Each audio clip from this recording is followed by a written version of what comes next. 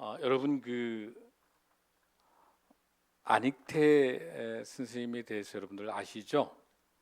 우리 이 애국가를 작사 작곡했던 분인데 우리 안익태 선생이 샌프란시스코 한인 교회에서 우리 한인들이 조국을 그리면서 노래를 부르는 것이 Old Lang Syne 알죠, 여러분들? 그 노래를 가지고 교포들이 노래 부르는 걸 보고 안익태 선생이 아무래도 우리 애국가를 작사해야 되겠다 이렇게 마음을 먹고 1935년입니다. 1935년에 그 당시 안익태 선생님이 러시아 부다페스트 대학의 음대에 재학 중에 있었는데 그 러시아의 부다페스트의 그 대학에서 있으면서 우리나라 애국가를 완성하게 됩니다. 그러면서 훗날 애국가가 불리는 모습을 볼 때마다 안익태 선생이 이렇게 고백합니다. 애국가는 내가 작곡한 것이 아닙니다. 그것은 하나님의 선물입니다. 나는 하나님의 영감을 조국의 백성들에게 전했을 뿐입니다. 아멘. 그래서 우리 애국가에 보면은 하나님이 보호하사 우리나라 만세. 그래서 하나님이 주신 대한민국 애국가입니다. 또한 대한민국은 1948년 5월 31일 날 이승만 국회의장이 대한민국은 하나님이 주신 나라이기 때문에 우리가 기도하고 대한민국을 시작해야 됩니다라고 해서 재헌 국회 때 감리교 목사인 이윤영 목사님이 이윤영 국회의원이었어요. 재헌 국회. 그래서 이윤영 의원 나오셔서 기도를 시작합시다. 그래서 우리나라 국회 회의록 첫 페이지에 기도문이 들어 있습니다. 그러니까 우리나라는 기도로 시작한 대한민국, 기도로 시작한 애국가입니다. 그래서 애국가를 부를 때마다 늘 하나님께서 주신 그 기쁨을 생각하면 좋겠습니다. 1742년 8월 22일이니까 지금 이 정도 8월입니다. 이때 하나님께서 핸델이라고 하는 작곡가를 통해서 오라토리아 메시아의 곡을 작곡하게 합니다. 그러면서 제44번 할렐루야를 작곡을 완료했을 때 핸델은 눈물을 흘립니다. 내 앞에 천국이 나타난 것을 보았습니다. 그리고 나는 위대하신 하나님을 보았습니다. 오 주여 주여 하면서 이 모든 악보 핸델의 메시아를 완성한 후에 오 하나님이 나를 찾아오셨습니다라고 고백을 하면서 이 음악은 바로 파운들링이라 하는 그 병원에 불쌍한 사람들을 위한 병원, 그 자선병원을 위한 그 음악회용으로 만듭니다. 그러다가 1743년에 황제인 조지 2세가 이 메시아의 곡을 들으면서 너무너무 감동해서 앉아서 이 곡을 들을 수가 없는 거야. 그래서 일어서서 핸델의 메시아 할렐루야를 할 때, 그래서 지금도 메시아의 할렐루야는 다 일어서서 이 오라토리를 함께 부르는 걸 봅니다. 그래서 지금도 이 모든 작곡된 인쇄는 지금도 영국에 있는 파운들린 이 구제병원에 기부가 됩니다. 모든 비용이. 그래서 이런 놀라운 이 곡을 받고 핸델의 이 메시아를 보시고 큰 감동 가지고 하나님 저도 이 놀라운 오라토리아를 작곡하고 싶습니다라고 한 게 바로 교향곡의 아버지인 하이든이 1798년도에 천지창조를 오라토리를 만듭니다. 그러면서 마지막에서 오케스트라가 이 합창단을 통해서 이 하이든이 병이 들고 마지막 죽기 전에 마지막 공연을 보니까 거기에 있는 많은 사람들이 일어서서 하이든에게 천지창조를 만든 작곡자를 칭송하게 되니까 하이든이 이렇게 이야기합니다. 아닙니다. 이 음악은 나로부터 온 곡이 아닙니다. 바로 저기 우리의 하나님께서 모든 것이 주님이 주셨습니다. 하나님께 영광 올립니다라고 하고 하이든이 영광을 하나님께 올려드립니다. 전 세계의 대표적인 오라토리오 3대 오라토리오가 첫 번째가 메시아, 두 번째가 바로 여기 나타나는 천지창조, 세 번째는 멘델 수준의 엘리야라는 오라토리아입니다. 여러분 오라토리아가 뭐예요? 여러분들 오라토리아라고 하는 것은 성악을 중심으로 줄거리를 가지고 있지만 배우가 연기하지 않는 걸 오라토리아라. 배우가 연기하는 것은 오페라고. 그리고 이 오라토리아보다 조금 작게 되어 있는 걸 칸타타라 부르는 거야. 그러니까 이 오라토리아는 연기를 통해서 이 극의 성극의 본질을 훼손하지 않도록 오로지 음악을 통해서 악기를 통해서 하나님께 찬양을 통해 올려드리는 거, 오로지 하나님께 영광을 올려드리는 게 오라토리아인데, 바로 오늘 이 시간에 주님께서 주시는 이 오라토리아처럼 그런즉 너희가 먹든지 마시든지 무엇을 하든지 다 하나님의 영광을 위하여 하라. 아멘. 고린도전서 10장 31절의 말씀이 오늘 귀한 말씀의 본문처럼 오직 영광을 하나님께 드리는 저와 여러분이 될 줄로 믿습니다. 아멘. 자, 이 하나님께 영광을 올려야 함에도 불구하고 이 초대교회 때 하나님께 영광을 올리지 않는 그 결과가 비참한 죽음을 맞게 한 인물을 오늘 볼 수 있습니다. 사도행전 12장 20절의 말씀부터 우리가 함께 봉독합니다. 시작. 헤롯이 두로와 시돈을 대단히 노여워하니 그들의 지방이 왕국에서 나는 양식을 먹는 까닭에 한 마음으로 그에게로 나와 왕의 침소 맡은 신하 블라스를 설득하여 화목하기를 정한지라. 여기 성경에는 헤롯이라고 하는 사람들이 이제 4명이 나오고 있는데요. 여러분들 헤롯이라고 나오고 있기 때문에 이 헤롯이 어떤 헤롯인지를 잘 구별할 수 없어요. 예수님께서 태어나실 당시에 모든 유아들을 다 학살하라 라고 했던 그 왕이 헤롯 대왕이에요. 그것이 대헤롯을 말하는 겁니다.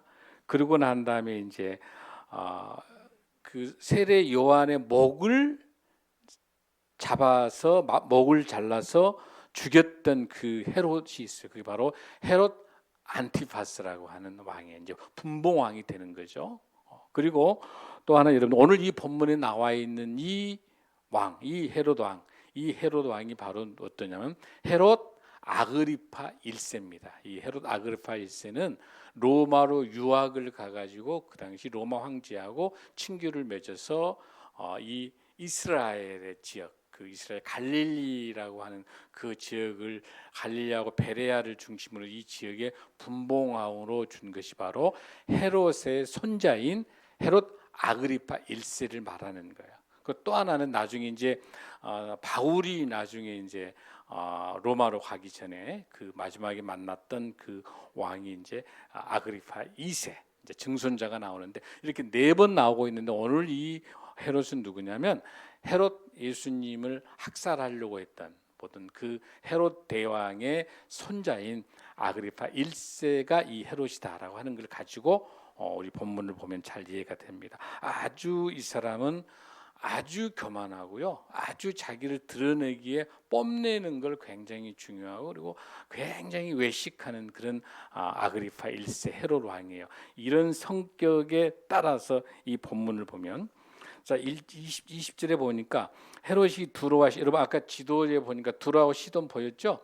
그 두로하고 시돈 그것은 뭐냐면은 솔로몬의 성전을 지을 때 바로하고 두로와 시돈에서 이제 좋은 백항목이라든지 좋은 그런 그 물자들이 오고 있는 그 지역이에요. 두로와 시돈 그 지역. 그러니까 굉장히 백항목이라든지 나무나 좋은 그 물자가 많이 있는 곳이에요. 그 두로와 시돈에서 헤롯이 나를 택하여 왕복을 입고 단상에 앉아 백성에게 연설하니 원래 이스라엘의 전통에는 연설이라는 게 없어요. 그렇죠? 연설이 없는, 연설은 어디가 있냐? 로마가 연설이 있는 거죠. 로마 황제가 연설. 그러니까 여기 헤롯 이 아그리파 1세는 유학을 가가지고 로마에 유학을 갔기 때문에 황제나 귀족들이나 이런 사람들이 연설한 걸 본 거야. 그러니까 그대로 본딴 거예요. 로마에서 했던 행위를 그대로 헤롯 아그리파가 한번 하는 건데 유명한 유대인 학자인 그 로마의 학자 요세푸스라고 하는 학자의 그 역사서를 보니까 어떤 옷을 입었냐면은 이 헤롯 왕이 헤롯 아그리파 1세가 은색으로 된 옷을 왕의 옷을 입었던 거. 그러니까 만약에 햇빛이 비치게 되면 그 은색이 어때 멀리서 반짝반짝거리죠. 그러니까 굉장히 화려하게 자기를 히틀러하고 같아.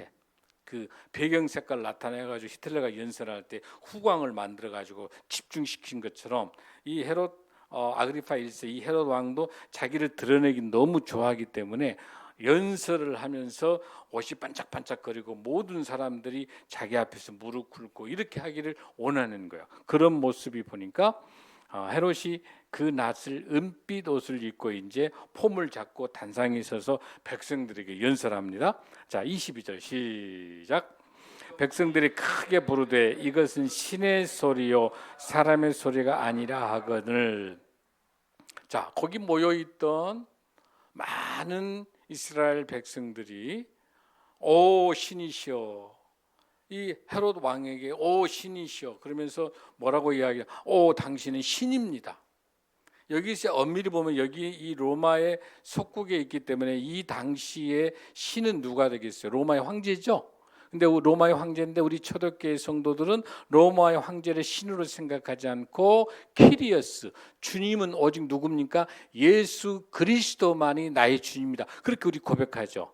그렇게 고백하기 때문에 콜로세움에 끌려가 죽기도 하고 사자밥이 되기도 하고 또 순교당해서 그 도로 로마의 그 가에 횃불에 불에 타기도 하고 이렇게 순교하는 많은 초대교회 우리 많은 성도들이 있었던데 이 당시에 있어서의 황제 신은 누구예요? 오직 예수 그리스도예요. 근데 많은 백성들이 누구에게? 이 헤롯 왕에게 오 신이시여, 오 나의 주여. 만약에 두로와 시돈에 있는 사람들이 그렇게 하는 것이야 이방인들이니까 관계가 없겠지만 이 사람과 같이 이 헤롯 왕에게 잘 보이기 위해서 이 거짓과 이 어마어마한 황제라고 이렇게 본인이 백성들에게 왕이라고 칭송받으면서 이 교만을 떨고 있는 이 헤롯 왕에 대해서 많은 백성들이 이렇게 말하고 있죠.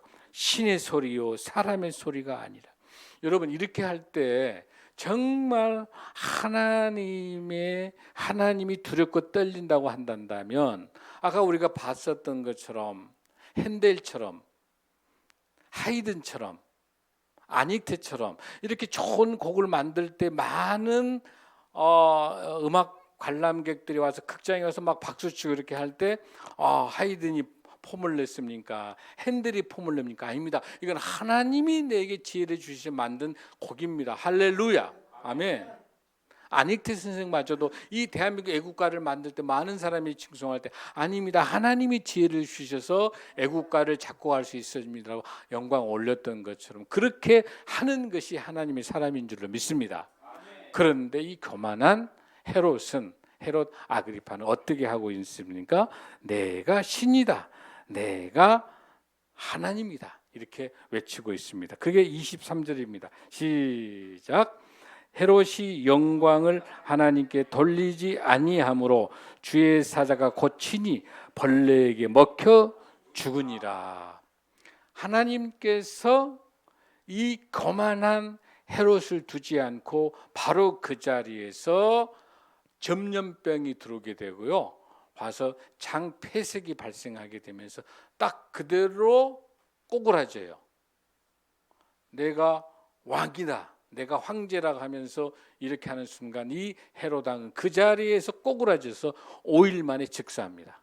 이건 무섭게 하나님께서 심판하는 게 하나님의 영광을 가리고 내가 예수님이 계시할 자리에 있는 저와 여러분을 포함해서 하나님의 영광을 가리고 내가 그 자리에 있어서 하나님의 영광을 가로챘었을 때 비참하게 즉사하는 이 사건들이 이 본문에 무섭게 나타나는 거예요. 여러분, 이 사건은 우리가 어디를 보면 더 잘 알 수 있어요, 여러분들? 이런 사건이 어디서 한번 나타납니까, 여러분들? 사무엘하를 한번 본문을 한번 볼까요, 여러분들? 사무엘하 24장 16절 한번 본문 한번 읽겠습니다. 시작.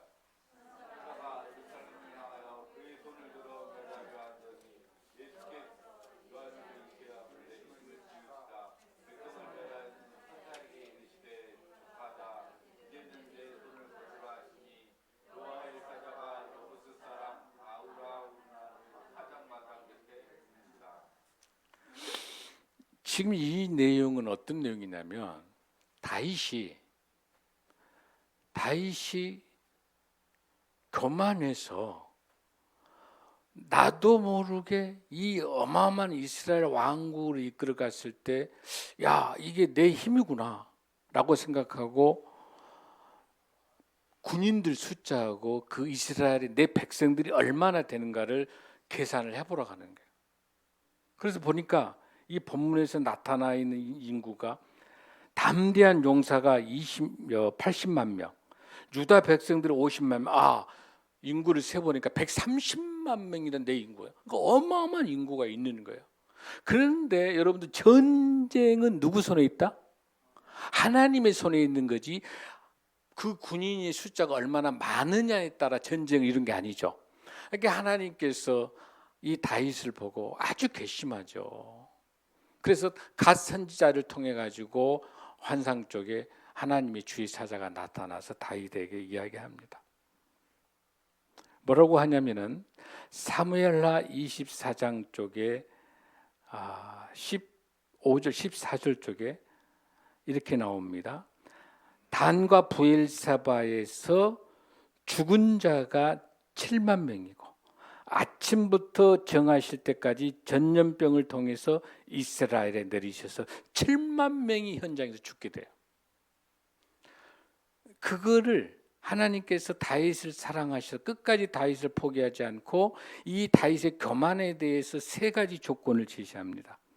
자, 앞으로 네가 7년간 이 이스라엘에가 기근이 있게 할래? 아니면 다윗 네가 왕에게 쫓겨서 원수에게 쫓겨서 3달 동안 도망을 다닐래? 아니면 3일간 전염병을 맞아서 그걸로 고통을 받을래? 여러분 어떤 거 택할 것 같아요? 다윗이 7년간 그 나라가 기근을 택할까? 3달간 다윗이 쫓겨다니는 것을 택할까? 3일간만 전염병을 택할까? 3일간 전염병을 택한 거예요, 다윗이. 하나님 앞에 회개하면서.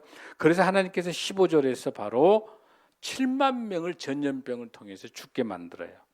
그리고 난 다음에 16절에 나타난 게 오늘 본문인 것처럼 천사가 예루살렘을 향하여 그의 손을 들어 멸하더니 여호와께서 이 재앙을 내리심을 뉘우치사. 그러니까 인간이 불쌍해서 하나님께서 죽이려고 했던 것들을 돌이키셔서 천사에게 이르시되 족하다. 이제는 더 이상 내 손을 거두지 아니할 건 여호사자가 멈추는 것이다. 그러니까 더 진행되지 않고 멈추게 하신 것. 그러니까 여기서 뭘 말하냐면 하나님께서는 하나님의 영광을 가리는 걸 절대 용서치 않는다는 거예요. 우리 예수님이 계시될 때 목사, 장로, 권사, 목사님 항상 하는 이야기예요. 지금 우리 한국교회뿐만 아니라 전 세계교회뿐만 아니라 수많은 이단과 사이비들이 발악을 하고 있지만 하나님의 자리에, 우리 예수님의 자리에 그곳에 교만이 들어있게 되면 하나님은 끝까지 용서치 않는다는 사실을 꼭 기억해야 될 줄로 믿습니다. 하나님께서는 절대로 용서치 않습니다. 오직 우리는 이 모든 것이 죽으나 사나 하나님의 영광을 올리는 삶을 사는 저와 여러분이 될 줄로 믿습니다. 그리고 나서 여러분들 보십시오. 24절 25절 한번 읽습니다. 시작. 하나님의 말씀은 흥황하여 더하더라. 바나바와 사울이 부조하는 일을 마치고 마가라 하는 요한을 데리고 예루살렘에 돌아오니라. 여러분, 이 사도행전 12장 24절과 25절은 뭔가 이 헤롯이 즉사했던 사건하고 조금 다르지 않아요, 여러분들? 조금 문맥이 조금 달리 전달되고 있죠. 그게 무슨 뜻이냐면, 이 본문은 여러분들 어디로 연결돼야 되냐면 바로 앞에 있는 사도행전 12장 쪽으로 가게 되면, 사도행전 12장으로 가게 되면 12장에서 한번 사도행전 11장에서 보면 27절 한번 보면은, 그때 선지자들이 예루살렘에서 안디옥에 이르니 그 중에 아가보라 하는 한 사람이 일어나 성령으로 말하되 천하에 큰 흉년이 들리라 하면서 29절 한번 읽습니다. 시작. 제자들이 각각 그 힘대로 유대에 사는 형제들에게 부조를 보내기로 작정하고 이를 실행하여 바나바와 사울의 손으로 장로들에게 보내니라. 아멘. 그러니까 예루살렘 교회가 기근이 들어있기 때문에 바로 사울과 바나바가 부조, 헌금, 구제 헌금을 가지고 어디로? 안디옥 교회로 가는 그 과정하고 여기 있는 본문하고 같이 연결되어 있죠. 바나바와 사울이 부조하는 일을 마치고 마가라는 요한도 예루살렘으로 돌아오는 거예요. 그러니까 지금 앞에 있는 11장에 있는 그 본문하고 연결되어 있는 거지, 이 본문이. 그러면서 샌드위치처럼 중간에 뭐가 들어와 있냐면은 12장이 들어와 있는 거예요. 어떤 사건이 들어와 있는? 12장의 첫 번째는 누가 죽게 되냐면 사도 야고보가 순교해요. 이 헤롯 아그리파 1세가 유대인들에게 잘 보이기 위해서 누구를, 그 지도자인 야고보를 순교하게 돼. 그러니까 최초의 순교자가 야고보입니다. 야고보를 죽였더니 유대인들이 어마어마하게 헤롯 왕을 칭송을 하고, 그러니까 이 친구가 교만해가지고 그러면 가장 제자들 중에서 12제자 중에 누가 제일 수제자, 여러분들? 베드로요. 베드로를 잡아가지고 감옥에다 가둔 사건이 이 본문에 나타나는 거예요. 그런데 하나님께서 성령님이 역사하셔서 이 베드로가, 여러분 베드로가 사도행전 4장 29절에서도 어떤 사건이 발생합니까? 이때 감옥에 있다가 주의 사자가 옥문을 열고 새롭게 베드로를 살렸던 사건이 있죠. 그게 사도행전 4장에서 한번 베드로를 감옥에서 끄집어내 준 거야, 성령님께서. 이번에 사건이 두 번째 사건이 이 11장 속에 나와 있는 것, 또 베드로를 헤롯 아그리파 1세가 또 감옥에 잡아가지고 베드로를 죽이려고 하는데, 지금 무교절 지나고 6월절 지난다. 6월절 이 상황 되면 어마어마하게 백성들이 항의할 것 같으니까 이 끝난 다음에 베드로를 죽이기 위해서 감옥에 넣어놨는데, 그날 저녁에 성령님이 나타나셔서 이 얼마나 베드로가 태평하냐면 코를 골고 자고 있어. 내일 모레 죽게 되는데 베드로를 믿는 구석이 있죠. 뭐예요? 하나님이 나를 반드시 살리신다. 할렐루야. 그러니까 자고 있으니까 와서 천사가 와가지고 톡톡 치면서 야 베드로 일어나니까 옷 얼른 입고 나가가지고 베드로를 또 성령님께서 살려내는 사건이 나와요. 그 다음에 야고보가 순교해서 죽이고, 두 번째 베드로 감옥에 해가지고 있는 이 못된 짓거리, 하나님의 영광을 위한 야고보를 순교시키고 죽이고, 또 하나 베드로를 감옥에 집어넣고, 이런 짓거리를 하고 있는 헤롯 아그리파를 하나님이 두고 볼 수가 없는 거예요, 성령님께서. 그래서 우리 주님께서 성령님을 보내가지고 여기 헤롯 왕을 갖다가 전염병을 통해 충을 그 자리에서 즉사시키는 거야. 할렐루야. 그리고 난 다음에 이 사건을 끝내고 난 다음에 다시 이 본문 속에서 24절 25절 속에 뭐가 나와 있어? 하나님의 말씀을 흥황하더라. 할렐루야. 중요한 이 사실은 뭐냐면, 우리 인생 살면서 여러분들 걱정과 근심과 고통이 다 있을 수 있어. 이 순교 당할 정도로 감옥에 갈 수도 있고 어려움이 많이 있는 건데, 중요한 사실은 이 베드로를 위해서 보는 중요한 사건이 뭐냐면, 베드로가 이 감옥에서 나와가지고 어디로 찾아가게 되냐면은 마가의 다락방에 가서, 요한의 그 마가의 다락방에 가서 나타났는데도, 기도를 열심히 베드로를 석방하기 위해서 기도를 열심히 했었던 그 사람이 막상 베드로가 나타나니까 베드로를 안 믿는 거야, 여러분들. 그러니까 웃긴 거예요. 기도 뭐 때문에 기도를 해? 베드로를 석방해달라고 기도했잖아요. 그러면 베드로가 석방돼 가지고 오면 할렐루야 맞이해야 되는데 베드로가 귀신인 걸로 생각하는 거야. 그러니까 여러분 기도하면 응답받은 줄로 믿습니다. 확실하게 기도하시기 바랍니다. 그래가지고 여기 나타나서 와서 보니까 도저히 믿지 않고 하니까 로데라고 하는 여자가 와가 로데는 평상시에 베드로의 설교를 많이 들었기 때문에 베드로가 문을 두드리니까 베드로의 목소리를 이 로데라는 소년은 알고 아이고 우리 베드로 사도 선생님 오셨네요라고 그 모여 있는 마가의 다락방에 기도하고 있는 성도들에게 소리쳐서 하니까 너 미쳤냐 하는 거야. 우리 기도 수준이 이 수준이에요. 기도 죽도록 하는데 기도하면서 이게 될까 말까. 중요한 사실은 여러분들 우리가 인생을 살면서 어떤 위협과 고난을 없애달라고 기도하지 말고 어떤 고난과 역경이 와도 이 고난을 이겨낼 수 있는 힘을 달라고 기도해야 될 줄로 믿습니다. 여기 베드로의 첫 번째 감옥에 있을 때도 그랬었고 베드로가 두 번째 이 감옥에 있을 때도 기도할 때 모든 성도들이 기도할 때 이 고통과 위협이 없어달라고 멈춰달라고 기도한 게 아니라 주님 이렇게 기도해요. 주님께서 아시면 그 문제, 그러니까 자신들이 담대히 주의 말씀을 전하게 해달라고 기도해요. 그러니까 뭐라고 기도를 하게 되냐면은 주님, 우리 베드로가 갇혀 있는 이 형편과 상황을 주님 아시지요.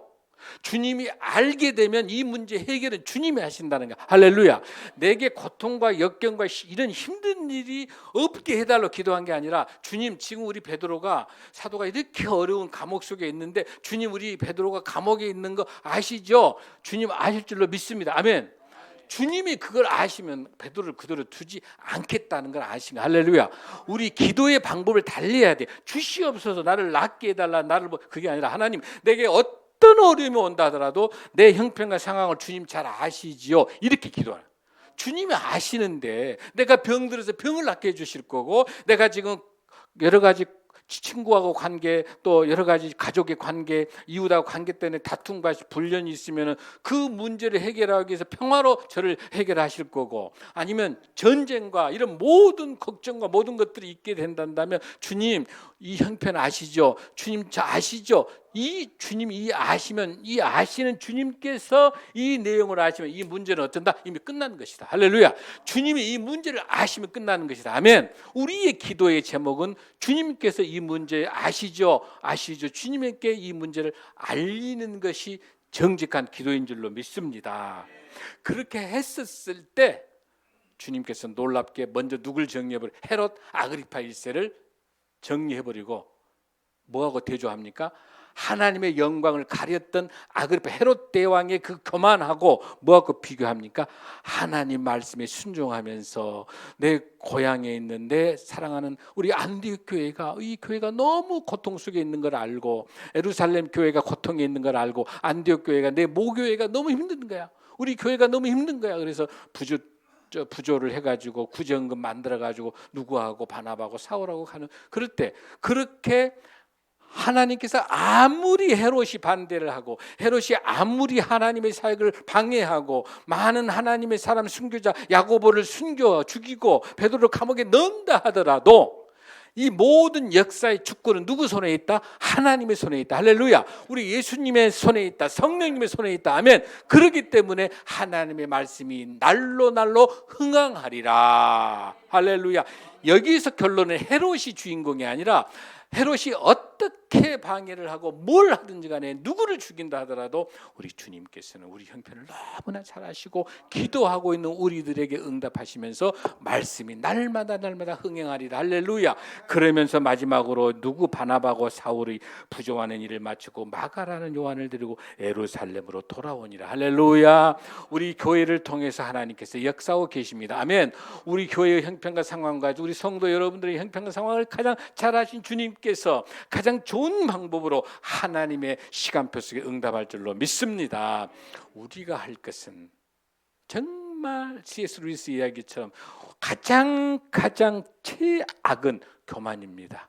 교만은 저기 지옥에서 오는 겁니다. 나머지는 해결할 수가 있는데 이 교만만은 지옥에서 오기 때문에 아무도 이 교만을 이길 수 없습니다. 이 교만을 이겨낼 수 있는 것은 성령님의 역사인 줄로 믿습니다. 이 교만을 이겨내 우리가 신앙생활할 때 나의 경험, 나의 지식, 나의 능력, 나의 기도를 많이 하고 내가 뭘 많이 하고 내가 뭐 이런 나의 모든 그 교만이 나의 신앙을 붙잡게 되고 나를 헤롯으로 만들어버리고 화려한 가이사라, 욕망의 전차가 가고 있는 가이사라. 가이사라는 어마어마하게 화려하고 부자가 많고 돈과 명예와 군대가 있는 가장 최고의 지역이 가이사라예요. 근데 그 가이사라는 바로 죽음이 있는 곳입니다. 할렐루야. 가장 불쌍한 예루살렘, 나사렛, 보잘것없는 갈릴리 이런 곳이지만은 세상에 화려하지 않지만은 가장 낮은 곳에 예수 그리스도 복음이 함께할 때, 성령이 함께할 때 그곳에서 성령의 역사가 있을 줄로 믿습니다. 가이사라에서 역사가 일어난 게 아니라 예루살렘에서 역사가 일어납니다. 갈릴리에서 역사가 일어납니다. 나사렛에서 역사가 일어납니다. 할렐루야. 가장 보잘것없고 가장 낮은 이런 곳에서 성령님이 역사하실 줄로 믿습니다. 어떤 상황과 환경이 온다 하더라도 어떤 위협을 없애달라, 멈춰달라고 기도하지 말고, 여러분과 저에게 고난이 역경이 올 때 이거 없애달라고 기도하지 말고, 주님 내 형편과 내 건강과 나의 가정과 내 형편과 내 지금 입장을 주님 잘 아시죠? 주님 저보다 저를 더 잘 아신 주님께서 역사하여 주옵소서. 하나님의 방법과 하나님의 시간표에 응답하여 주옵소서. 기도하며 승리하는 저와 여러분이 될 줄로 믿습니다. 아멘.